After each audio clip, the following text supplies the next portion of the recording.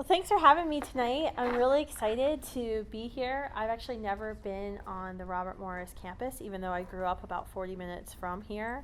I had a lot of friends from high school who came here. I just knew it was by the Permanis near the airport, so I was really excited to go past the Permani brothers and see there's a whole city of moon that just keeps going. So thank you for having me. I actually moved back to the Pittsburgh area about 4 weeks ago. So this is my first local presentation. So that's really fun. I get to my kids were all tripped out because they thought I was going on a plane to go to work. They didn't understand I was going to work and I wasn't going on a plane. So they're pretty used to me flying, as you can tell. I was thinking about how I got started in the pro-life movement the other week. And really, and I think I don't really have this epic story of how I actually got involved in the pro-life movement, how I became this pro-life activist. When I was 15, if you would have asked me if I was pro-life or pro-choice, I most likely, and I say most likely because this didn't really come up in my hometown a lot, would have said pro-choice. I knew abortion was bad and wrong. I remember when I was 7 or 8, my mom making me do this lifesaver float, and then one time trying to ride my bike in the 4th of July parade next to the lifesaver float, which I would never recommend for a girl because it becomes very painful, mile 2 in. So I knew abortion was wrong, but I had a lot of those buts, those what if questions, what if she's raped, yeah, I might think it's wrong, but who am I to say what someone else can do with their body? Isn't that being judgmental to somebody else? What if she's in high school and about to graduate high school? So I always had these reservations. But my conversion to the pro-life movement really started that summer when I was 15. I needed a volunteer opportunity to graduate high school with honors. And so a woman I knew was a part-time accountant at a women's center. And she asked me to come and be her intern, free slave labor. I thought it was this great opportunity. It was really just so she didn't have to do half of her job, because she stopped showing up most times. But whatever, I'm not bitter about that. But I remember going into this women's center the first day, and the women at the center, who were 40 years older than I was, were so excited that I was there. It was a pregnancy resource center in Steubenville, Ohio. At the time, it was called AIM Pregnancy Resource Center. I think it's AIM Pregnancy Help Center. They were so excited because I was going to be in the office all summer, and I was born in this exact same decade as most of the clients who were coming into the center. So I, was able to, hopefully, the goal was that I'd be able to connect with the women coming into the center more than they were able to connect with them. Thankfully, in Steubenville at the time and still today, there isn't an abortion facility. Women who wanted to obtain an abortion would have to drive 45 minutes to Pittsburgh and deal with Parkway traffic, which I'm from Weirton, West Virginia. No one ever goes to Pittsburgh. It's way, way far away with lots of traffic. The Green Tree Olive Garden was like a big deal on birthdays, that was the big thing, and it still is to my parents. So, not a lot of women were having abortions, but some were, and they were making the trip up to Pittsburgh to have their abortion, and then they would come back to our center. A lot of them would actually come back later, a couple months later for another pregnancy test, or they would come back for diapers and formula for their toddlers, and we would get a chance to talk. And I would know, oh, she had a positive pregnancy test, she's not pregnant, now she's coming for another pregnancy test. Something happened, that pregnancy was interrupted, whether she had miscarried or she had an abortion, and we would talk. And the goal of the conversation wasn't to stigmatize or shame her or call her a sinner. It was to give her the opportunity to unburden herself. Because so many women, when they go to have that abortion, it becomes the secret that bottles up inside of them. And to tell her, look, we love you. We're gonna continue to be here for you. We're gonna continue to support you.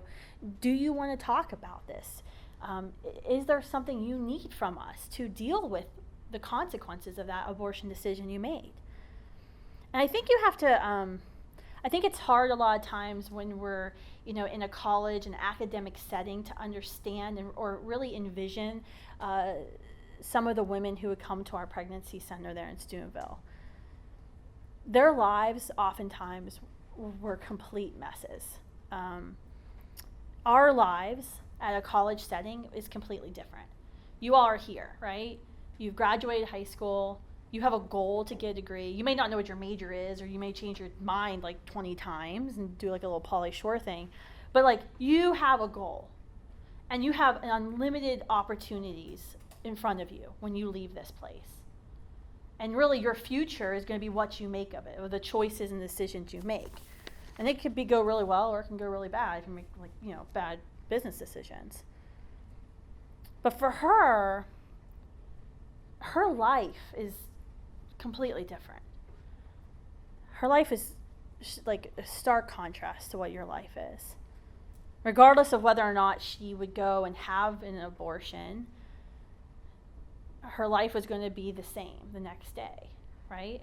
She was still going to wake up in the crappy apartment, living with her partner, who is supporting her children, who's emotionally and sometimes physically abusive to her, but she can't leave because he's supporting her, because she hasn't gotten her GED yet.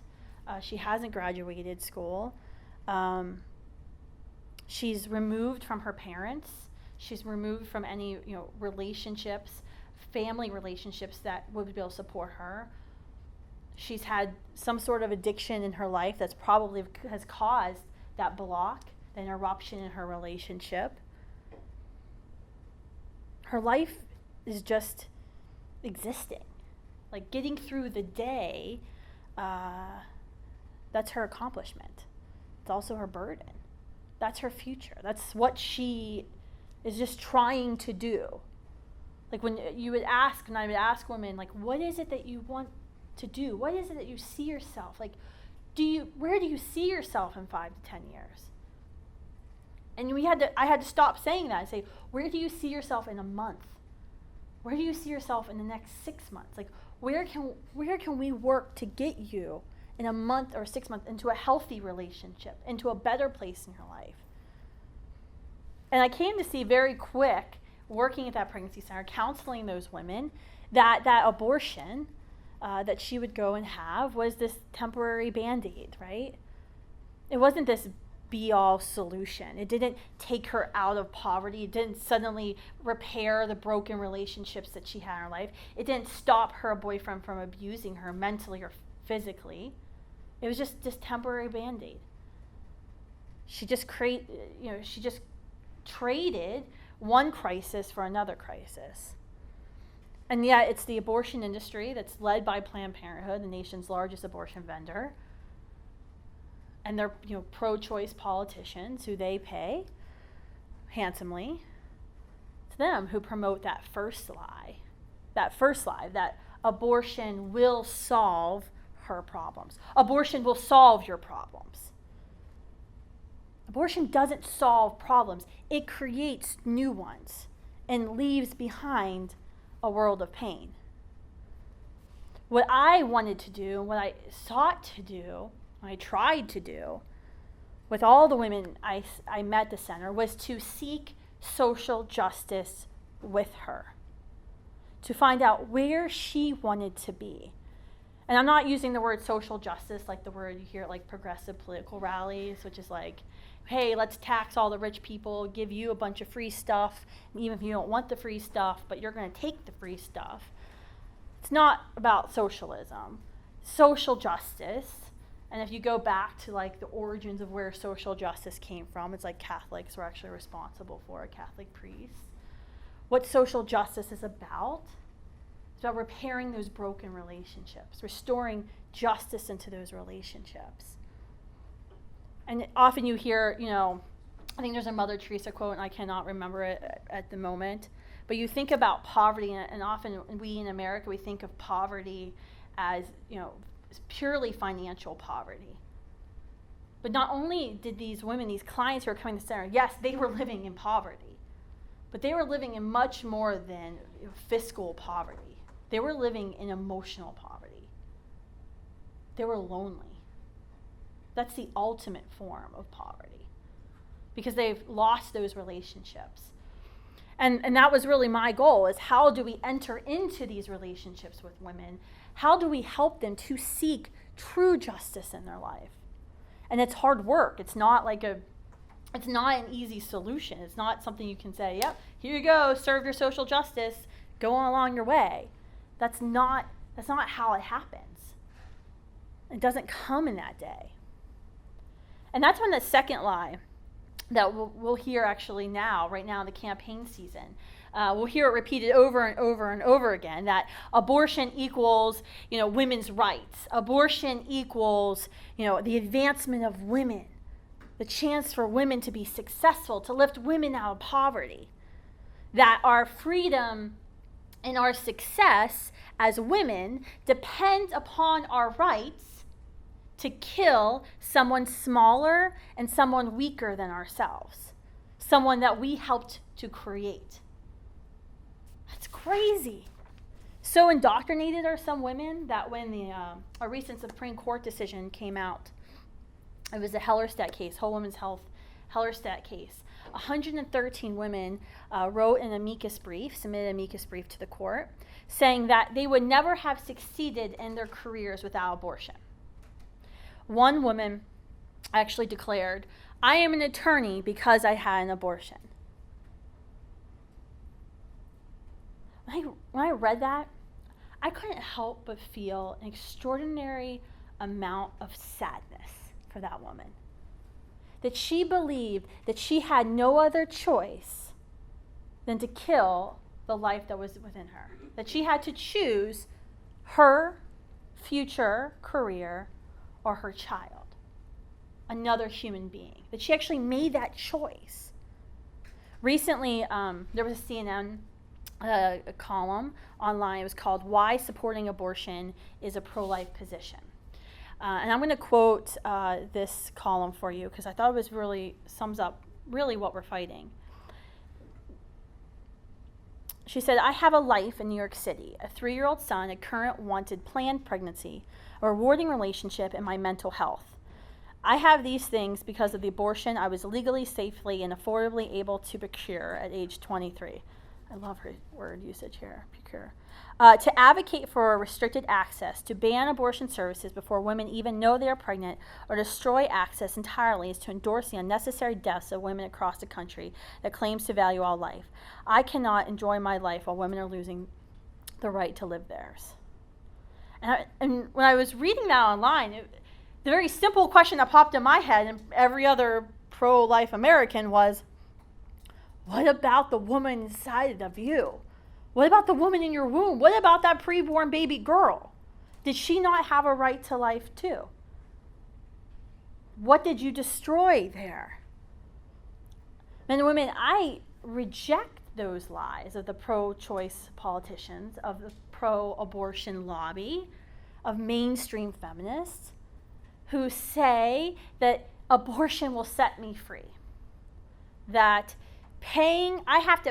to ensure my freedom, I have to pay somebody to violently dismember another member of our human race.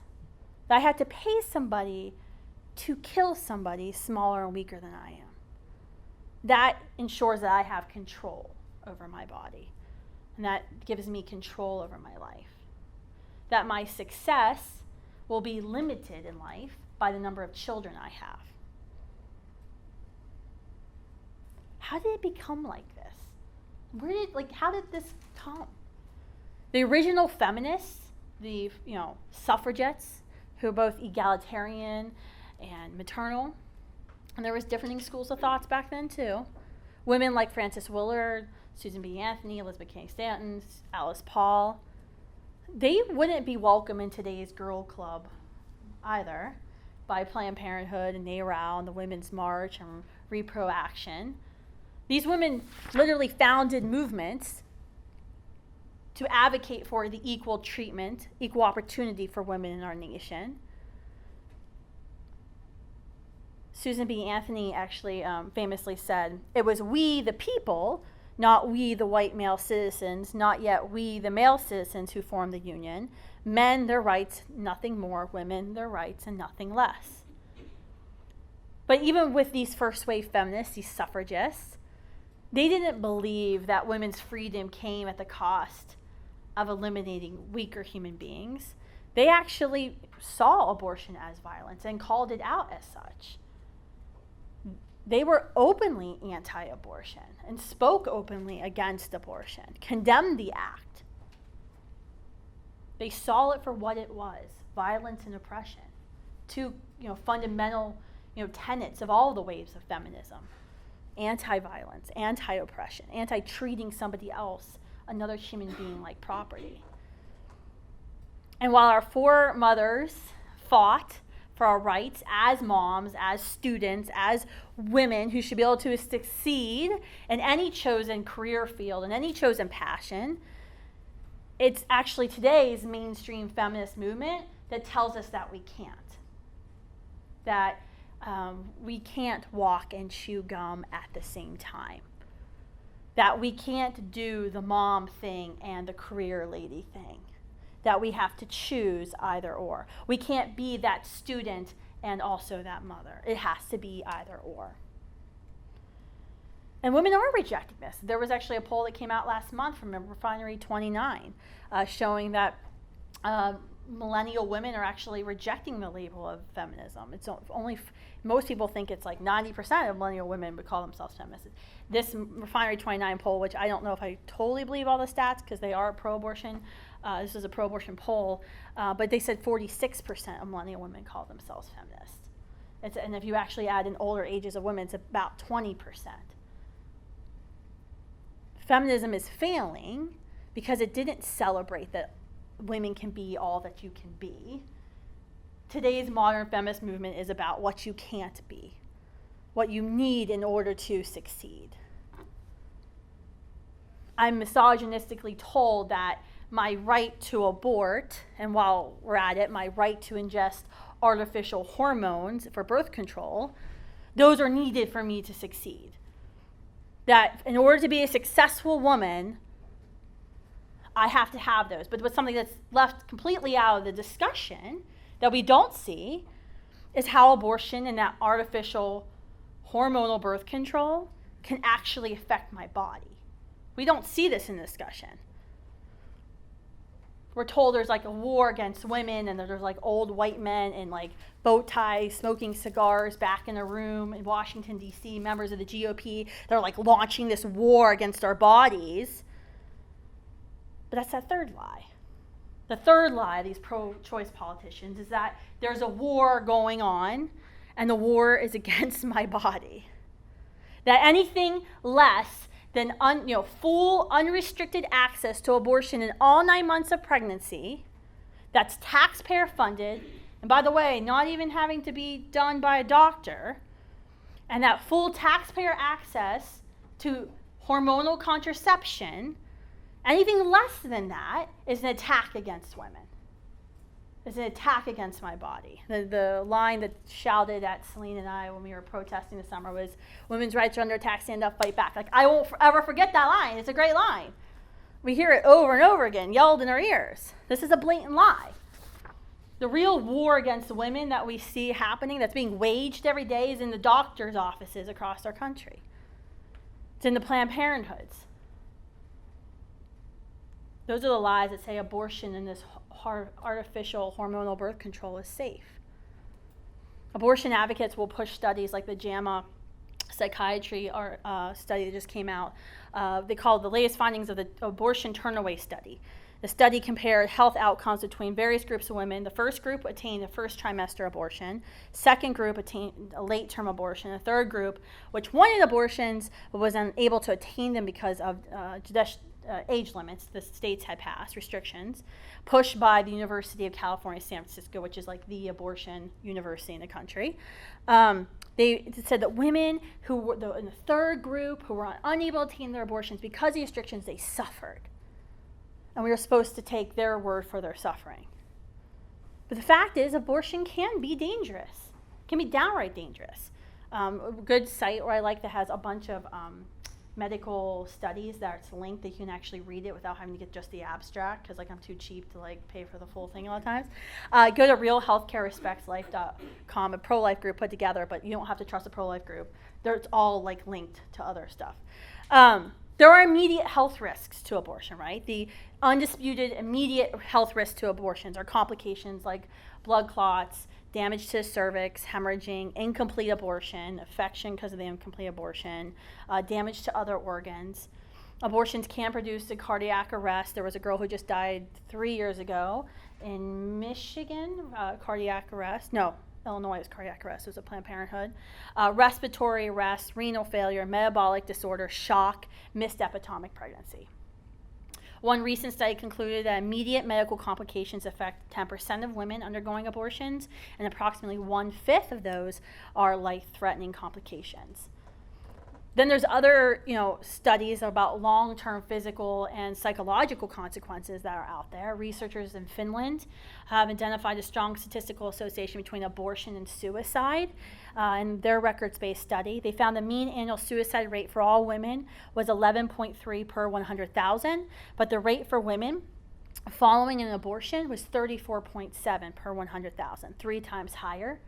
The suicide rate associated with birth, by contrast, was half the rate of all women and less than 1/6 the rate of suicide among women who had abortions. Over 20 studies have linked abortion increased rates of drug and alcohol abuse. The lowest incident rate of PTSD reported following an abortion is 1.5%, which would translate to about 600,000 American cases. An analysis of 15 years of published research in the British Journal of Psychiatry found that women who had undergone abortion experienced an 81% increased risk in mental health problems. Landmark article in Obstetrical and Gynecological Survey compiled the results of several studies. They found that there was increased risk of placenta previa in later pregnancies after an abortion by 50%, and the risk for preterm birth doubled.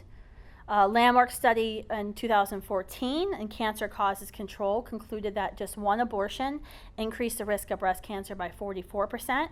For women who had 2 abortions, the risk rose to 76%, and almost doubled after 3 or more abortions. This was a Chinese study, which was a meta-analysis of 36 studies in 14 provinces in China.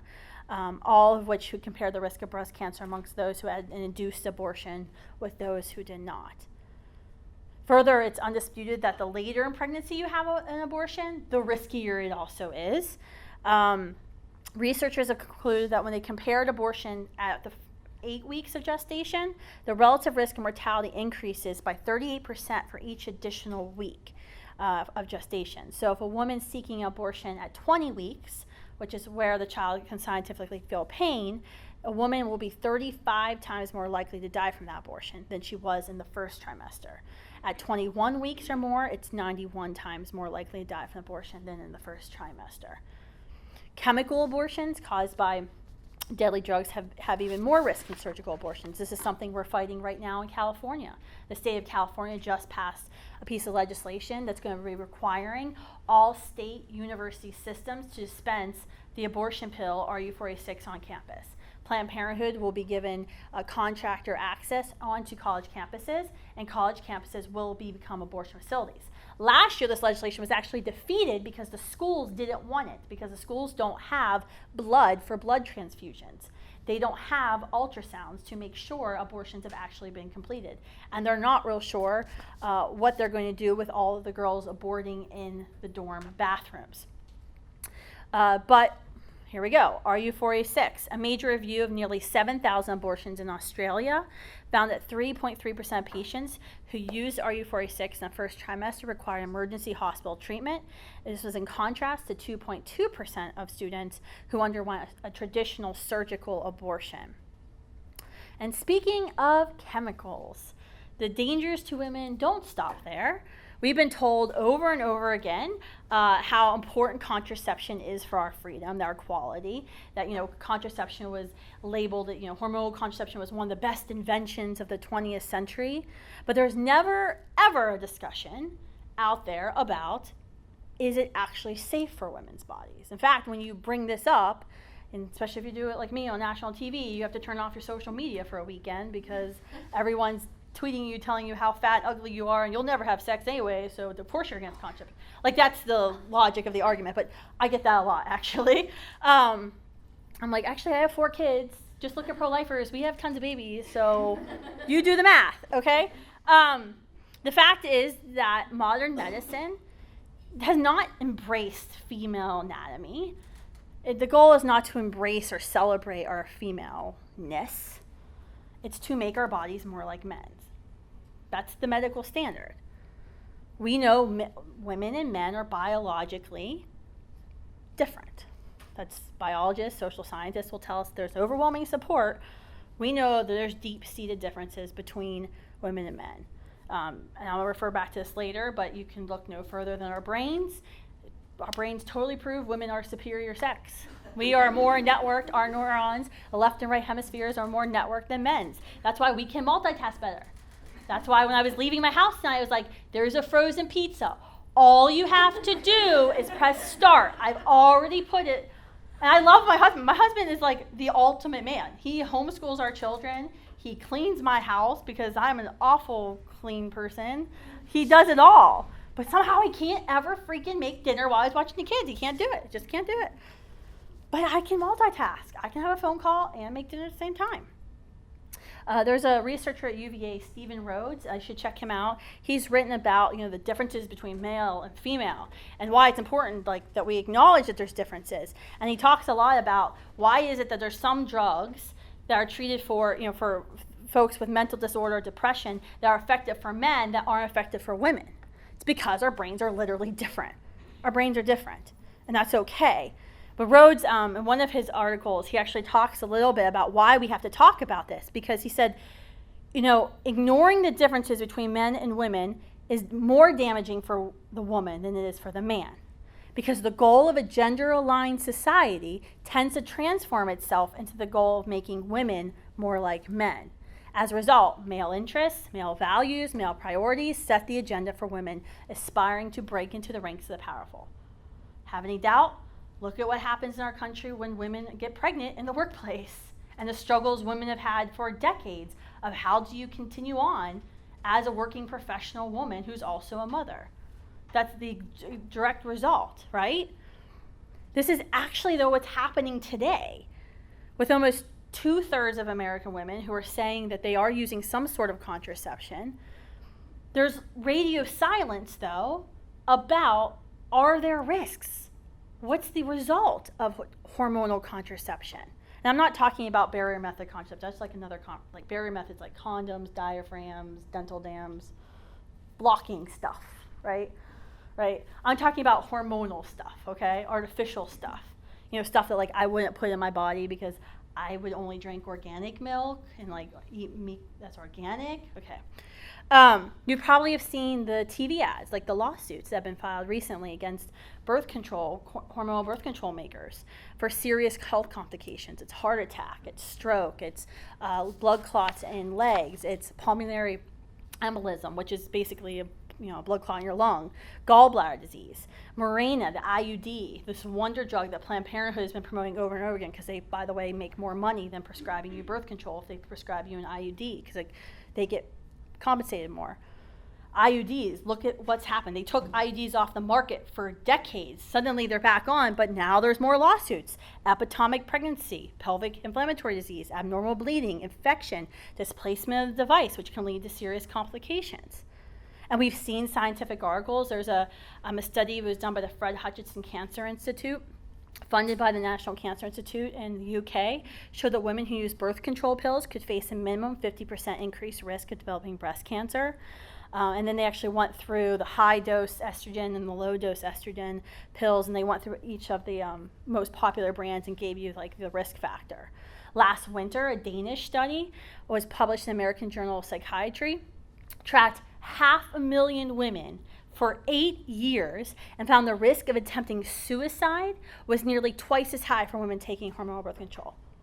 Twice as high. There was this article in the Wall Street Journal a month and a half ago about what's happening with women. Historically, men have been more likely to become depressed than women have, but now women are almost equal to men. And the article links all of these drugs that they think, these pharmaceutical, they're blaming the big pharma culture. They're blaming all this pharma culture for what drugs. And the article didn't say birth control, but when you click the link to the study, guess what was the first thing on there? Hormonal birth control. But it wasn't even mentioned. The Wall Street Journal even edited that out. And your brain can change too. Did anyone see the BBC article this week that came out? Now, BBC, not a pro-life entity. I've done many radio interviews that ended in like people screaming at me and like accents I couldn't understand. The BBC ran a fascinating article about how long-term hormonal use actually not only impacted women's cycles, but they actually impacted women's brains. Because when they create these artificial hormones, they use male hormones. And long-term use, I found women who were taking artificial hormones, artificial contraception, birth control, their regions of their brain actually became male-like. It's like a fascinating article. There's some good because I think you're better at recognizing. I was reading something, I was like, oh, that would be really great if I had that. Women are better at recognizing faces, men are better at remembering names or something like that. And I was like, oh, that would be really great though if my brain would work that way. Despite this, and the studies I listed here, and you can go online, there's actually a Facebook page I'd recommend you check out. It's called Sweetening the Pill. Ricki Lake, anyone remember Ricki Lake? Yeah, she was like this talk show host in the 90s. She's been producing this documentary called Sweetening the Pill. It's about hormonal birth control. And it's not a pro-life film. They're not pro-life, but they are asking the question of why isn't anyone talking about this? That we're all organic, we're all green, except when it comes to birth control. And there's no other discussion about it in our country, and you can't have a discussion. And you can check out their Facebook page. They're always posting articles, podcasts, things like that. You just can't have this discussion. Now, when you do bring this up, and you put abortion on the ropes for the health and safety of women, it's called into question. Usually next, the pro-choice politicians, their abortion advocates, will kind of go to that fourth lie, that abortion has to be illegal. It has to be illegal in our nation because without it, millions will die from back alley self-induced abortions. And we saw this lie last week. Dianne Feinstein, the senator for California, was at the Senate Judiciary hearing and said, in the 1950s and 60s, 2 decades before Roe, deaths from illegal abortions in this country were between 200,000 and 1.2 million, according to the Guttmacher Institute. The Guttmacher Institute came out and said, no, that was wrong, Dianne. The pro-abortion Guttmacher Institute, which was founded by Planned Parenthood, cites estimates that there were about 200,000 to 1.2 million illegal abortions that were actually performed in the 1950s and 60s. But the report also says that the number of deaths from illegal abortion dropped. They were under 1,700 in 1940 because of the invention of penicillin, to just about 300 in 1950 and a little under 200 in 1965.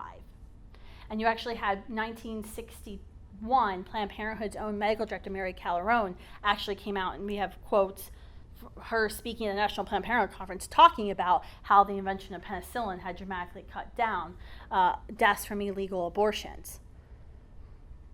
Lying about the deaths from illegal abortions was a deliberate political tool used by the early abortion advocates.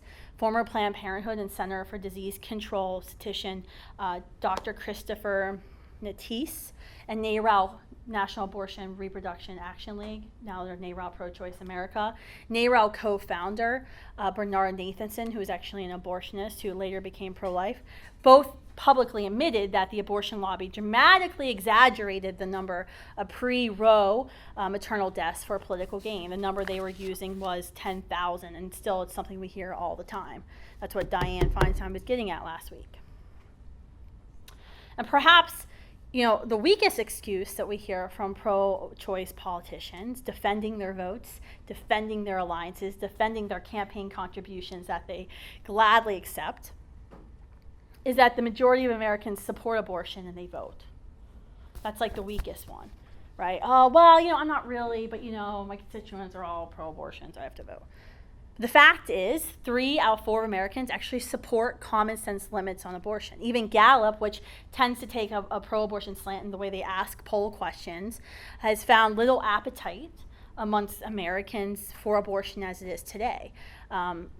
Scholar Michael New wrote about, again, one of Gallup's recent polls. He said, while 60% of respondents in the Gallup poll think abortion should be generally legal during the first trimester, support fails to only 28% in the second trimester and only 13% during the third trimester.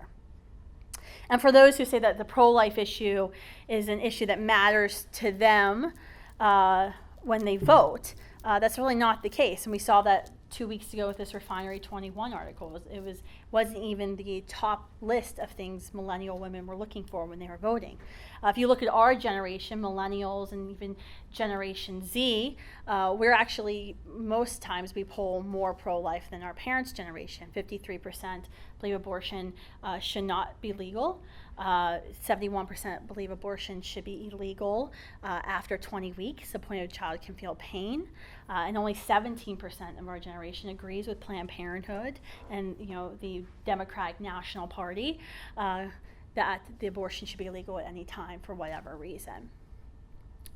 How did it become like this? How did we get to the point where you have like one whole political party? And I don't know if you all were paying attention in 2016 when the DNC at their national convention literally adopted a platform of abortion whenever, wherever, and taxpayer funded. It used to be the Democrats would say, well, we're a big tent, we're going to let anybody in, but we respect pro-life Democrats. Not anymore. You try to be a pro-life Democrat on Capitol Hill. They've literally they took out.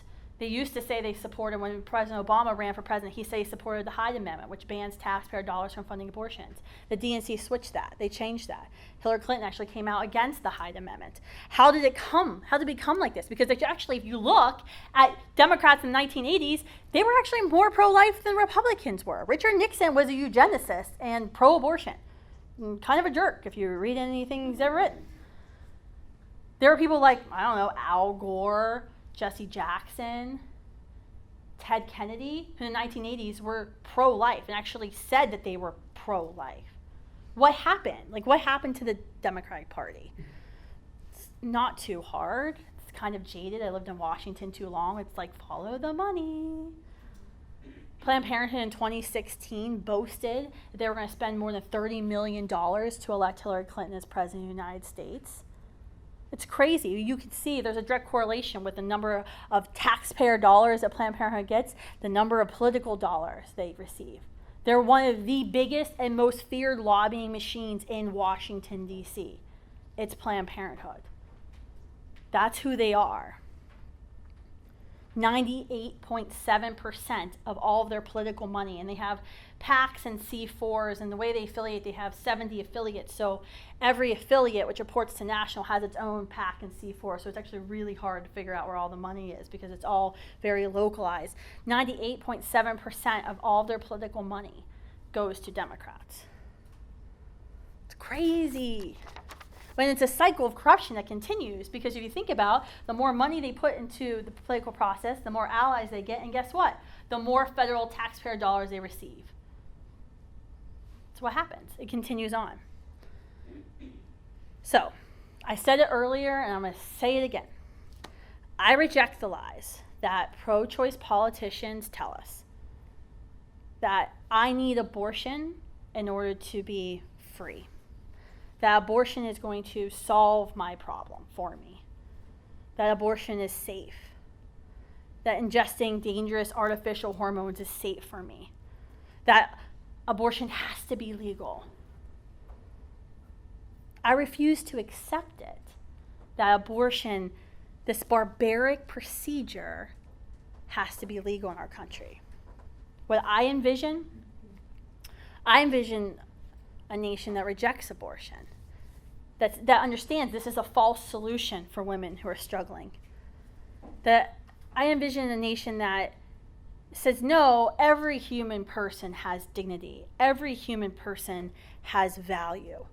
No matter if it's the preborn woman in the womb or the 25-year-old girl living in an abusive relationship who has no GED. both of those women have value and both of them have dignity. I envision a nation where she doesn't feel like she has to choose between the life of her child and her education or her career. I envision a nation where women can work with those in their community to repair broken relationships in their life. They can seek true social justice. I envision a nation where both damn political parties fight for my vote, where both of them stand up and say, we respect life. That doesn't make me beholden to one political party who will use and abuse me whenever they feel fit. Don't get me started on the Republicans. Those are libertarians, so there you go. I refuse to accept that. And I think the pro-life generation, this generation of young people, we know we can do better than this. We know we can do better than to reject our bodies and reject our ability to multitask, reject our ability to be, we can do this. We don't have to reject our potential and our children's potential and endure that horrific consequence of abortion, that horrific consequence of hormonal suppression for us to have a good life, a meaningful life. And I challenge you to kind of stand up and do this too. To stand up and, next time you're meeting with elected officials, somebody running for Congress, somebody running for governor, ask them, why do you do this? Why do you think that the only solution there is for women is to ship her off to an abortionist who's going to make money from her despair, who will profit from her despair? Why aren't you about finding real solutions? Why do you think that my freedom, my success, will only come if I suppress who I am? We aren't limited. Women aren't limited by our bodies. Our bodies are pretty damn amazing, in case you haven't figured it out. We can literally gestate a whole human being inside of us. Something half the half the world population, the men, can't do. We're not limited. Our potential is not limited because of who we are and how we were made. I think that pro-choice politicians, their allies in the abortion industry and those who fund them, I think they have antiquated views that are outside today's mainstream, and I think they, quite frankly, need to go. So, thanks. We'll take questions in 5 minutes.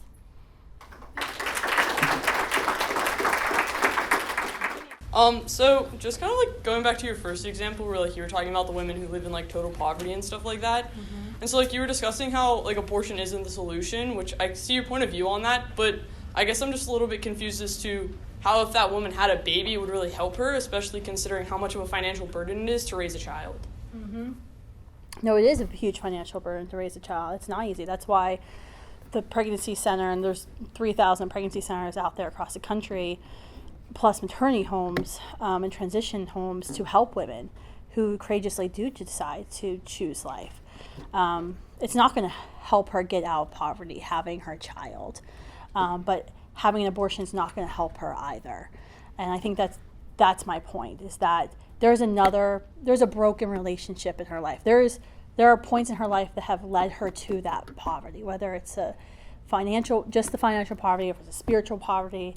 There's something going on in her life that we have to come alongside her as pro-life advocates, as citizens, to help her.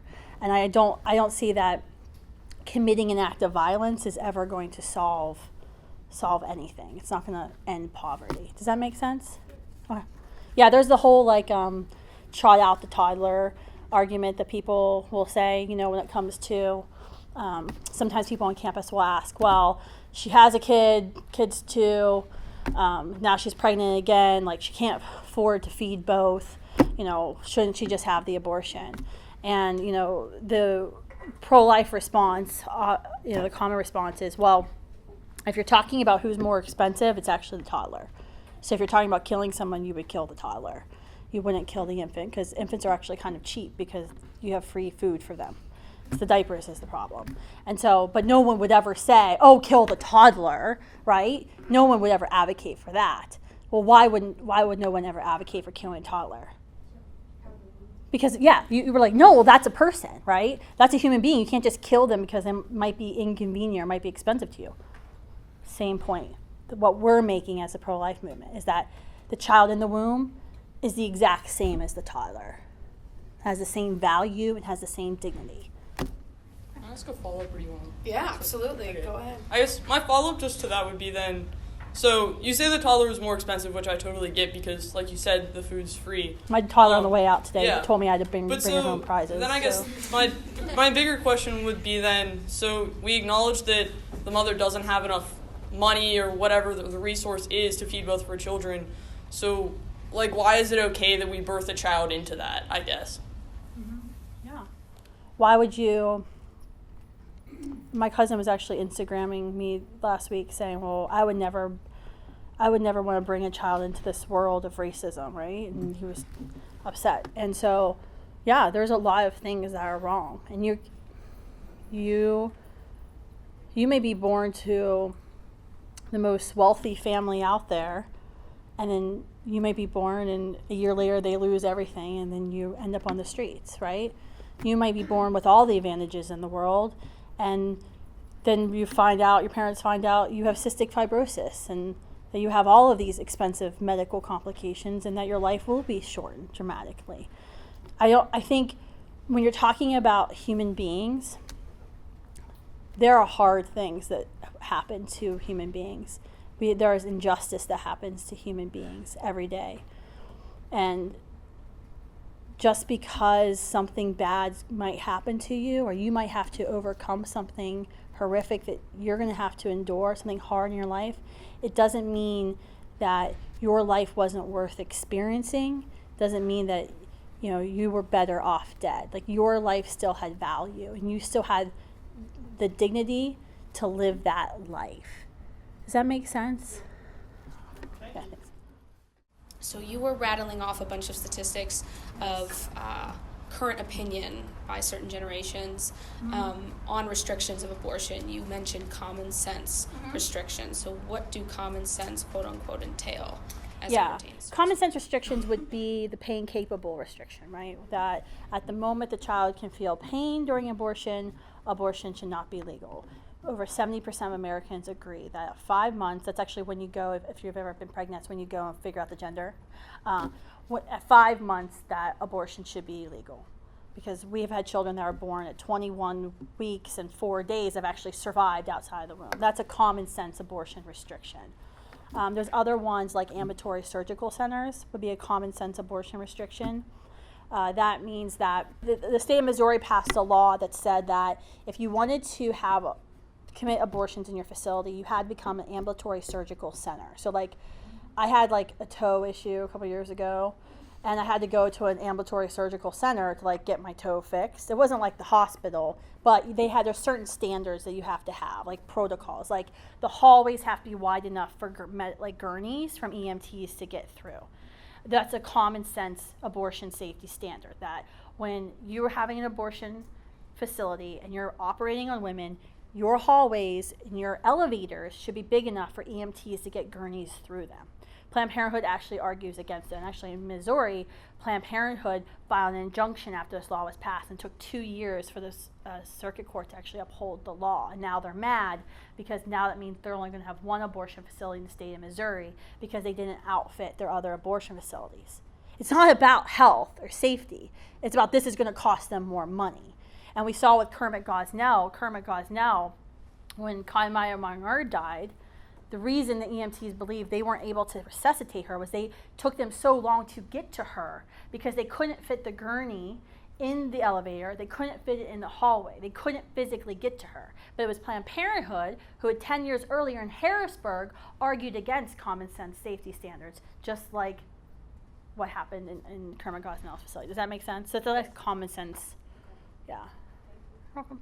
Like, the pro-life movement will often show people like images of like abortion. Like, I had a bad Abortion experience. victim imagery. Like, when I was back in like 7th grade, there's a Labor Day parade every year in Pittsburgh. Yeah. I used to go Great with my time to talk about mom. abortion. Yeah, and then like I would always go, and then like one year, like there was a bunch of pro-lifers showing images of abortion. Like, do you think that like that's a convincing method? Because like I always thought that was like kind of bad. Like I would never do that, and I'm against Well, abortion. this is a little controversial topic actually in the pro-life movement. The pro-life movement doesn't agree with abortion victim imagery or the strategy about using it. So there's a couple of things I would say about that. People who show abortion victim imagery, they believe that abortion will end when people understand what abortion is. That it's because people don't understand what abortion is, therefore we have abortion. I actually don't think that's true. And if you look at the statistics of, like in Delaware, for example, the woman most likely to have abortion isn't a college student or high school. She's a 26-year-old woman who's also a mother. She already knows what's inside of her, that it's a human being, because she's already gone through the ultrasounds and everything. She's given birth. She's felt the baby kick. She's choosing abortion for something else. So I think it's a slightly flawed logic. I do think I know I've met people who became pro-life and became pro-life activists because they saw those abortion victim imagery, because it shocked them. But I also know people like you who were completely turned off from the pro-life movement when they saw them. My husband's very much like you. Like, he sees bad things and he like puts it out of his mind, and he never wants to. Me, I'm very visual, so it affects me differently. I think if you are going to show the imagery, this is my personal opinion. Actually, our organization, we actually differ.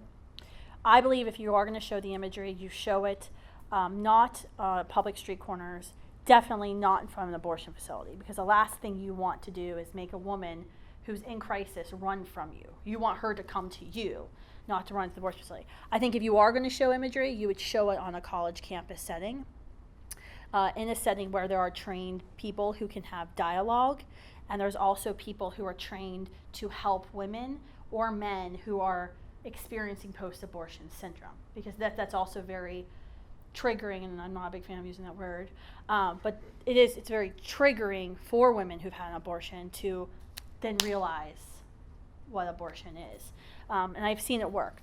I've often asked if groups would be interested in putting abortion victim imagery in tents, and then say genocide, there's genocide victim imagery inside, because I think one of the challenge with the imagery is that there's not buy-in, right? Like, you assaulted me. Like, I was going to freaking class, and then you just assaulted me with this image. And people get angry. They get mad at the messenger because they didn't want to see that. But if you put it into a tent, and people are like, and let's face it, we're rubberneckers. Like, you want to see something awful? Most of us are like, yeah, that's what we do. But then you have buy-in because you're the person who went into the tent to say, yes, I want to see that. I want to see what it's about. And you can't get mad at me because I warned you what was out there, what was happening. And we've actually seen this be successful on some things we've done. Like, we go to Christian rock concerts, and you think, Christians know better, So we have abortion victim imagery, but it's in a binder, and it's like, warning, must be 13 or older to open this. There are images of aborted children in this binder. This is for we could have like a whole thing. And then people, like, they'll go get their friends, like, do you want to look? Yeah. And then, oh my gosh. So I think it can be impactful. I think it's the way you show it. We actually studied this. We actually polled this, and I tried to poll, we did it with one of the abortion victim imagery groups, which they didn't like the numbers, so then they didn't like the poll. But what we found was that, it was interesting, if you were a politically conservative individual and you saw somebody on the street with abortion victim imagery, you got pissed at the abortion. You got mad at the abortion. If you were a liberal, if you were politically liberal, you saw the images, you got mad at the person holding the images. So it's totally like a righteous, I don't know if you've ever read, you probably haven't, A Righteous Mind. It's about how like political conservatives versus political liberals think, and like how they actually, they value different things differently and weight different things differently. But it's fascinating that it actually worked on the conservatives, but it failed on the liberals. So this. But my question is, what happens if somebody gets pregnant on campus? What do you do? What are the resources for how do you support that person in crisis? And you didn't plant the question, but I was thinking, okay, what do you do? I'll stand up for this. I'll take This the is water. something we're really working hard on. Okay. It deserves She better be working attention hard on from it. everybody. We're working on something called the Pregnant on Campus initiative.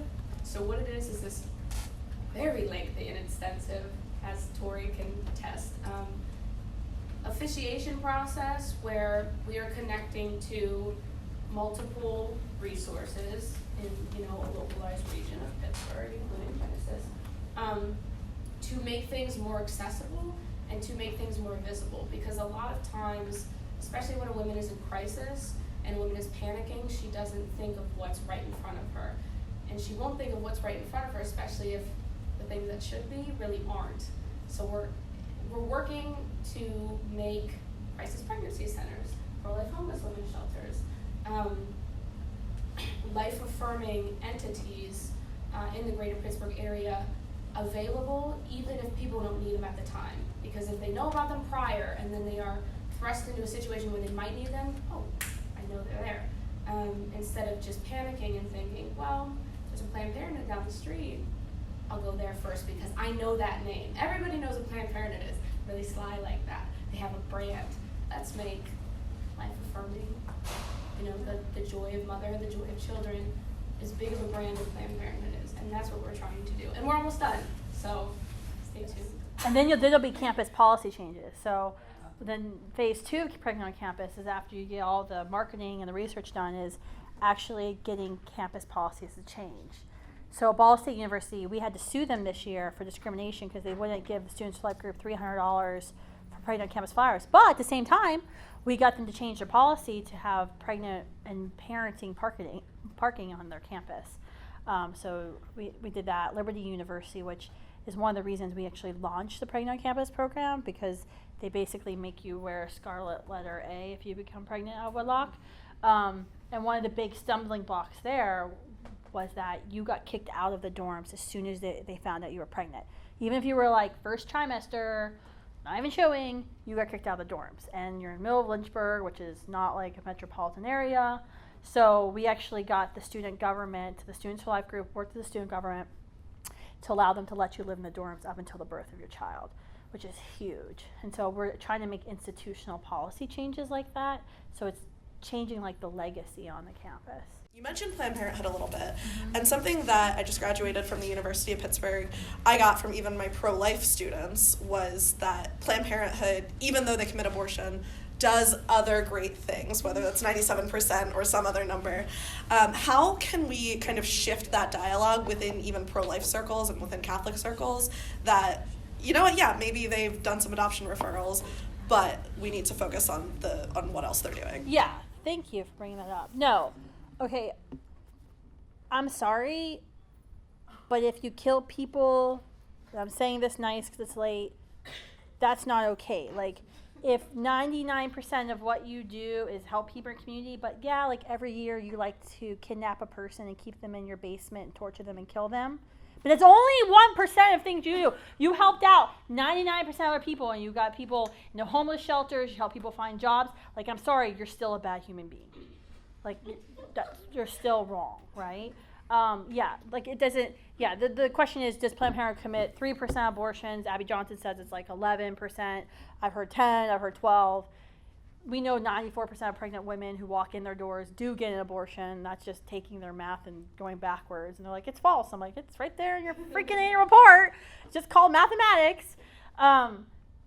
It doesn't matter. Like, you're an organization that's profiting off of the despair of women, and you're making money off the abortions. They make money from abortions. Like, they literally make a profit from abortions. They double dip when it comes to birth control. Might charge you a prorated amount for the birth control, but then they're also getting paid from the government for giving you birth control. Like, it's not... I have a hard time with somebody like, they do good things. You're killing people. Like, it's still bad. So, I'm sorry, maybe there's a more sophisticated Josh Brom answer to that, but I'm very black and white, so, yeah. A little confused on, like, the birth control thing that you brought up. So, like, do you mean birth control for, like, just the sole purpose of just, like, having it to not get pregnant, or like using birth control just to like deal with like periods or like polyovarian cystic syndrome? Yeah, no, this is a hard one. We actually have a lot of med students for life groups, and one of our leaders is in Dartmouth, and she brought this up because she does a lot of, it's called natural family planning.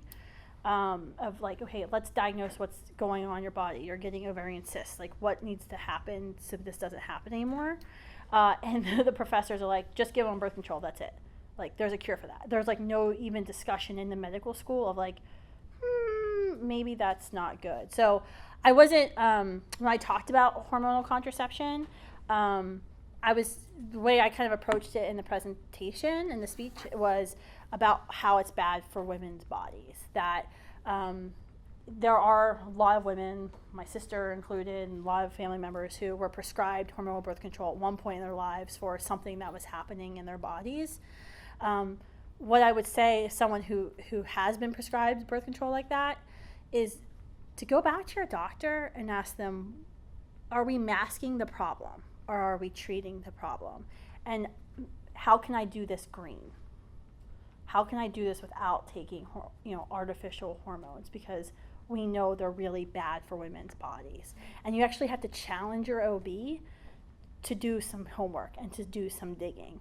But it's out there. There are resources out there. There's something called NAPRO technology. There's a Creighton University, Creighton model. There's NFP models.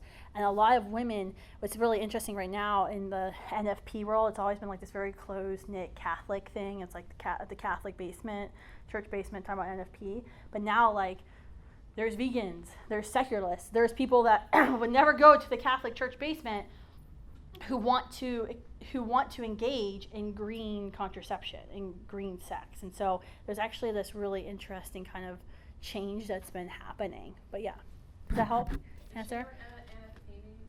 Natural family planning. And it's way more than the rhythm method. Don't ask me the best way to do it because I'm too lazy to learn it, but yeah. It's hard though because you're never like, when I'm Catholic now, but I actually converted to Catholicism like 4 years ago. So I grew up in a very strict Protestant home, but like contraception was just like something you did. Like you became 15 and you had to talk about not having sex. Well, my parents never had it, which I learned a lot that summer at the Crisis Pregnancy Center, by the way. But you just went on birth control. Like 15, 16, every girl just goes on birth control. And that way, if you meet the man and you hook up, everything's okay. But there was like no discussion. So when I was on birth control for probably like 2 years, actually, after I got married. And I got off of it because I kept getting all these migraines. And then I got further in the pro-life movement. I was like, holy cow, why didn't anyone ever talk about this? But it's really hard to talk about, right? Because vast majority of women are using birth control. Many women are using birth control not because they're actively having sex in a relationship, but they have some other thing. And sometimes when you talk about it, you sound like a crazy person. So it's kind of hard to talk about hormonal birth control and how it's bad for women's bodies. I'm trying to fix it, and there's nowhere to go but up here. But it's hard. It's a hard conversation to have. I had a young woman not too long ago was speaking at Christian college who got up and showed me her birth control pills and was telling me how birth control saved her life, and I felt really bad for her. And then she filed a human rights violation against me at the school because I spoke out about hormonal birth control. And it's hard because there's probably half of you in the room are probably using hormonal birth control, but I'm sorry, I'm delivering some bad news to you, and you can do your own damn research. Go to Google and figure it out. Any other questions? Cool beans. Thanks guys for coming.